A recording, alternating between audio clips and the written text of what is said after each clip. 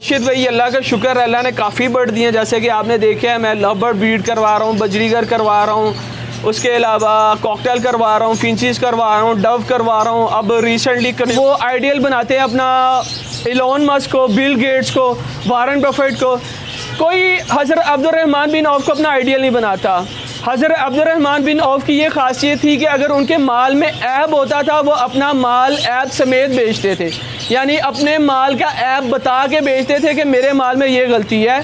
और जब हम भी इस चीज़ को फॉलो करेंगे तो अल्लाह ताला ज़रूर हमारे कारोबार में भी बरकत अता फरमाएगा। सिर्फ वो बेबी को पिंजरे में बंद करके सोचेंगे जब ये सोने के अंडे दे तो ये सॉरी टू से ये ऐसा कुछ भी नॉट पॉसिबल। सही है। तो बशीर भाई अक्सर न्यू फैंसेस की जो मुझे ना कॉल जाती है कि हम थोड़े यानी कि इन्वेस्टमेंट से सस्ते पेयरिंग से महंगा बच्चा कैसे लगा सकते हैं। तो भाईजान मैं इसका सिंपल से एक जवाब देता हूँ, अगर बुरा लगेगा तो पहले माजरत है।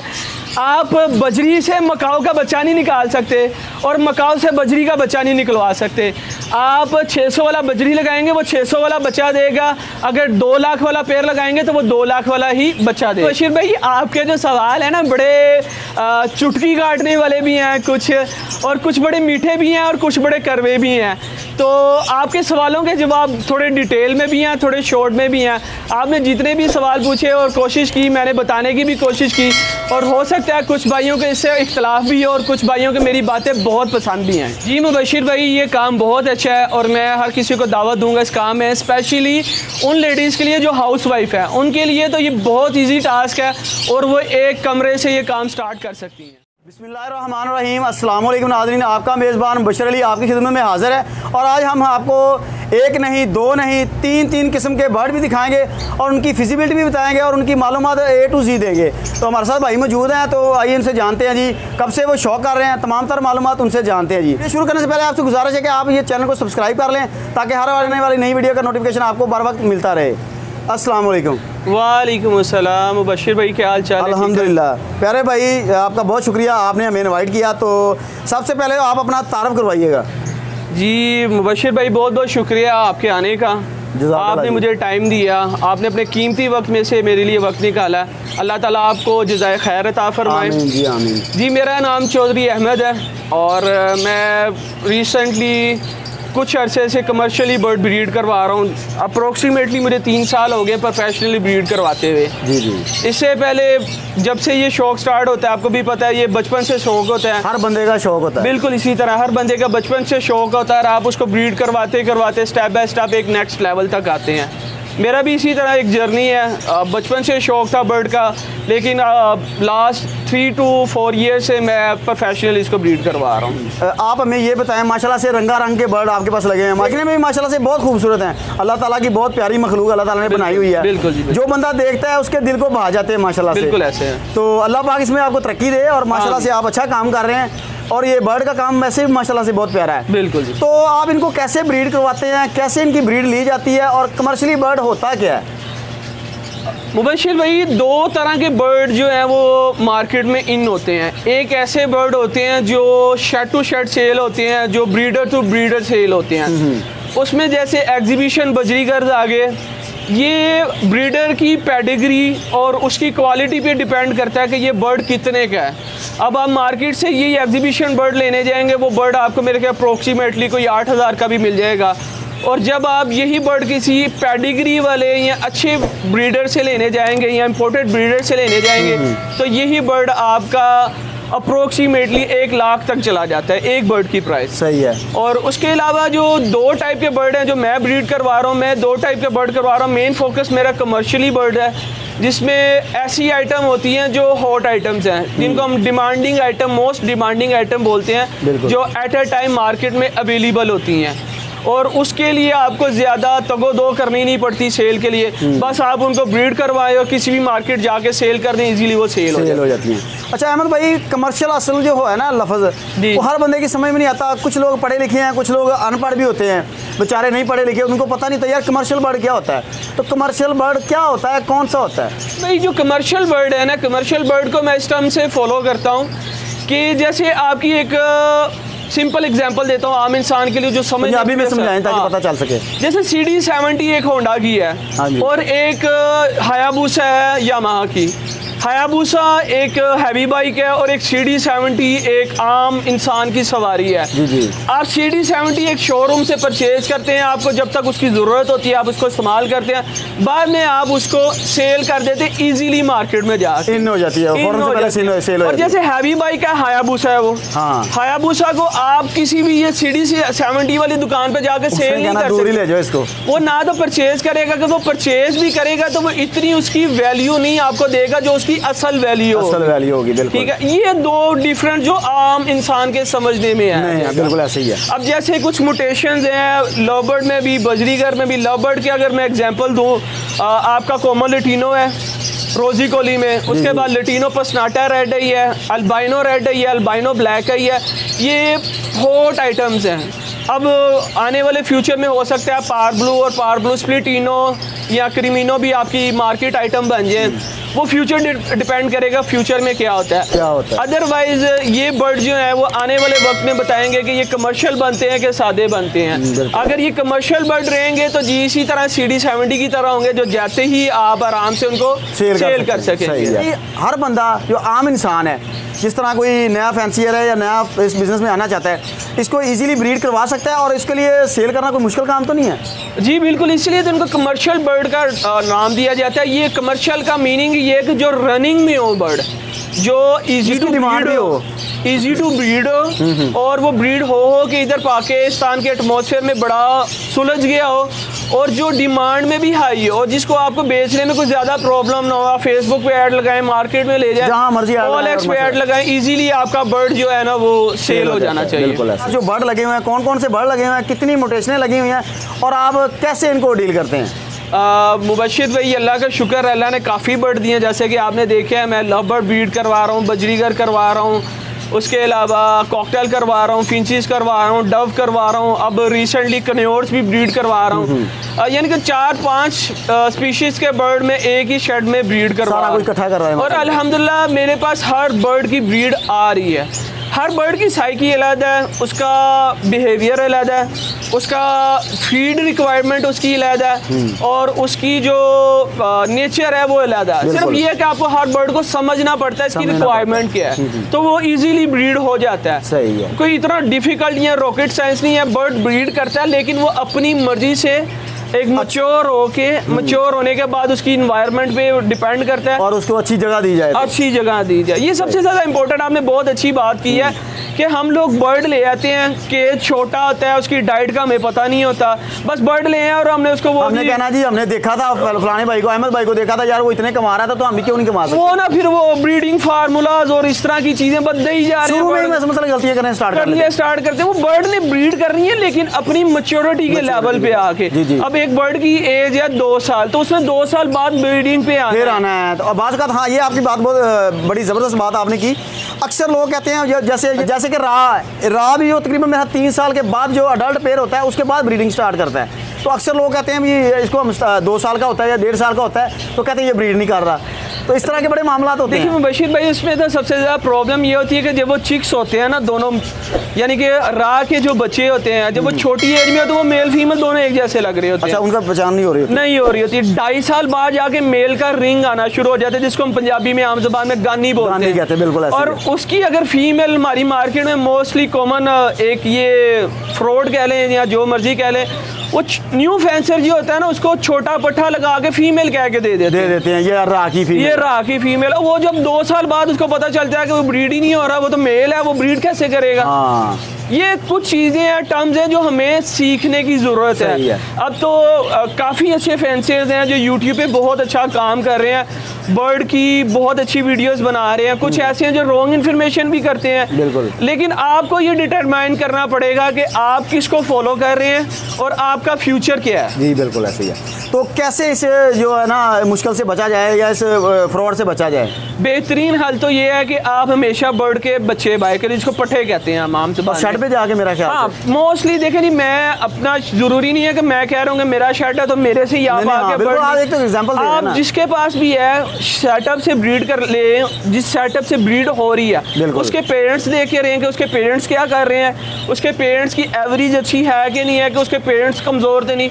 जाहिर बात है जब पेरेंट्स कमजोर है, एक आधा बच्चा निकालेंगे तो वो आगे से भी कमजोर होगा, वो ब्रीडिंग पे फिर उतना ही असर डालेगा आपकी ब्रीडिंग पे। सही है। इसलिए कोशिश करें कि सेटअप पे जाके अच्छे से अच्छा बर्ड लें, चाहे थोड़ा सा महंगा ले लें। वो कहते हैं ना महंगा रोए एक बार, सस्ता रोए बार बार। बिल्कुल। तो जब वो बार बार रोने से बेहतर है कि आप एक बार अच्छा बर्ड लें, पट्टे लें, उनको टाइम दें, तैयार करें, उसके बाद ब्रीड लें। सही, जबरदस्त। ये एक सिंपल प्रोसीजर है, थोड़ा सा लंबा है, टाइम ड्यूरेशन थोड़ा मुश्किल भी है, थोड़ा मुश्किल है। असल में इसके मुश्किल इसमें सबसे ज्यादा ये है कि आपको सब्र करना पड़ता है। वो सब्र हमारे में है नहीं। हमारी पाकिस्तानी अवाम की बात है, रात को हमने पेड़ लिया, सुबह हमें बच्चे आ जाए और सुबह उसके अंडे हैं, शाम को अंडे से बच्चा निकला और आधी रात को हमने बच्चा बेचा बेच के हो और हमारी जेब में पैसे आ जाएं। और सबसे जो आपके मैं चैनल से बात करूंगा, आजकल बहुत से लोग मुझे भी फ़ोन करके पूछते हैं कि हमें कोई ऐसा बर्ड बताएं जो सस्ता हो लेकिन उसका बच्चा बहुत महंगा बिक रहा हो। देखिए सस्ता बर्ड सस्ता बच्चा देगा, महंगा बर्ड महंगा देगा। बिल्कुल ऐसे ही। ये आपके पास कोई रॉकेट साइंस नहीं है कि आप बजरी लगा के उसके अंदर से मकाओ निकाल सकते हैं या कोई ऐसी म्यूटेशन लगा के उसके अंदर से 2 लाख वाला बच्चा निकाल सकते हैं। सॉरी टू से ऐसा कुछ भी नहीं है। ये फिर वो फ्रॉड वाली बात आ जाएगी, जी उसने मुझे गलत बर्ड दे दिए। जब आप लालच करेंगे तो अगला बंदा आपके साथ वो आपको फ्रॉड देगा।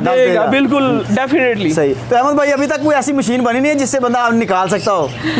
देखिए आर्टिफिशियल इंजेमिनेशन जो एग्जीबिशन बजरी गेयर में बाहर के काफ़ी ब्रीडर्स हैं, जिसमें मैं नाम नहीं लेना चाहूँगा शायद वो बुरा मान जाए, लेकिन यूके के यूरोप के काफ़ी बड़े ब्रीडर हैं, वो आर्टिफिशियल इंजेमिनेशन कर रहे हैं। एक मेल लेते हैं, उसका स्पर्म लेते हैं, उसको फीमेल में डाल देते हैं, उससे फीमेल एग दे देती है, उसका एग जो है वो इंक्यूबेशन में ब्रीड उसको इंक्यूबेट करवा के उसके अंदर से बच्चा निकलवा। ऐसा पॉसिबल भी है? ऐसा हो रहा है। अच्छा पॉसिबल है नहीं, ये हो रहा है, काफी अरसे से हो रहा है। सही है। और ये कुछ म्यूटेशंस ऐसी हैं जो जेनेटिकली बनती हैं, जो डीएनए से नेचुरली बनती हैं, और कुछ कलर्स ऐसे हैं जो साइंटिस्ट ने आर्टिफिशियली हाइब्रिड करके बर्ड को बनाया गया है। ओवरऑल खर्चा कितना होता है और टाइम कितना देते हैं आप इनके ऊपर? देखिए जी ये बर्ड जो है ना, बिल्कुल मैं साफ अपने नाजरीन को भी बताना चाहूँगा, ये बेबी है, यानी कि बच्चा है, ये छोटा बच्चा है, ये बेबी है। अगर वो काफ़ी वीडियोस में भी मैंने देखा, वो कहते हैं जी 1 घंटा सुबह दे दें, 1 घंटा शाम दे दें, तो भाईजान ऐसा कुछ नहीं है। ये जो आपको कोई ख्वाब दिखा रहा है ना, ये लॉलीपॉप है, वो बहुत सारे लोग ले लेते हैं। अच्छा। इसके लिए कम से कम आपको 2 घंटे सुबह और 1 घंटा रात को लाजमन देना पड़ेगा। यानी कि दिल्ली के ये उतने पेड़ की बता रहा हूँ, 30 से 40 पेड़ के, जिस पे आप टाइम स्पेंड कर सकते हैं। 30 to 40 पेड़ लगाएंगे, आपने एक एक बर्ड चेक करना है, एक एक बर्ड उसको अच्छी तरीके से केयर टेक करेंगे तो आपको अच्छा प्रॉफिट देगा। ये बेबी है, आप इसको जितना अच्छा फीड करवाएंगे उतना अच्छा आपके लिए बेहतर। अगर आप इसको सिर्फ बेबी को पिंजरे में बंद करके सोचेंगे जब ये सोने के अंडे दे, तो ये सॉरी टू से ये ऐसा कुछ भी नॉट पॉसिबल। सही है भाई, माशाल्लाह से आपने ये भी अच्छा एक्सप्लेन कर दिया।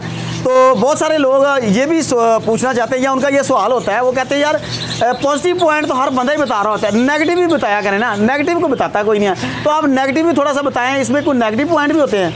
अच्छा मुबशिर भाई, मैं अपने नाजरीन को टू बी ऑनेस्ट होके बताऊंगा सारी बातें जो हैं। आपने सवाल थोड़ा सा ना बड़ा वो चुटकी काटने वाला पूछ लिया। अच्छा पहली बात, जो फेजिबिलिटी है लाइफ स्टॉक की कभी बन ही नहीं सकती, मैं इस हक में हुई नहीं, क्योंकि मैं शायद कमर्शियली बर्ड ब्रीड करवा लूँ या जो म्यूटेशन भी करवा रहा हूँ। आप अपने नॉलेज से बता रहे हैं? मैं अपने नॉलेज से बता रहा हूँ। हो सकता है कि मेरे खिलाफ मेरे यानी कि राय के मुखालिफ भी हों और मेरे राय के साथ हम नवा भी हों। बिल्कुल ऐसे ही है। ठीक है, फर्स्ट ऑफ ऑल फिजिबिलिटी नहीं हो सकती। क्यों? क्योंकि ये लाइफ स्टॉक है। आज आप बर्ड लेके हैं, रात को वो मर जाए, आप इसके लिए कुछ भी नहीं कर सकते। ये तो कोई गारंटी नहीं दे सकता। और आप ये नहीं कर सकते कि आपका बर्ड हर बार 6 अंडे देगा। बिल्कुल। और 6 अंडे देने के बाद उसके अंदर अल्लाह ताला 6 अंडों के अंदर जान डाल देंगे। ये एक रेशो निकाली जाती है कि सीजन में आपका बर्ड है, पेयर है, वो इस क्वालिटी का है कि वो आपको सीजन में 5 या 10 बच्चे दे देगा। अगर वो अल्लाह ताला ने उसकी उसकी रजा होगी तो वो इजीली ब्रीड करके आपको इतना रिकवर दे देगा। इसमें देखें फ्रॉड भी बहुत ज़्यादा है। उसके बाद इसके अंदर रिस्क फैक्टर जो है वो बहुत ज़्यादा है।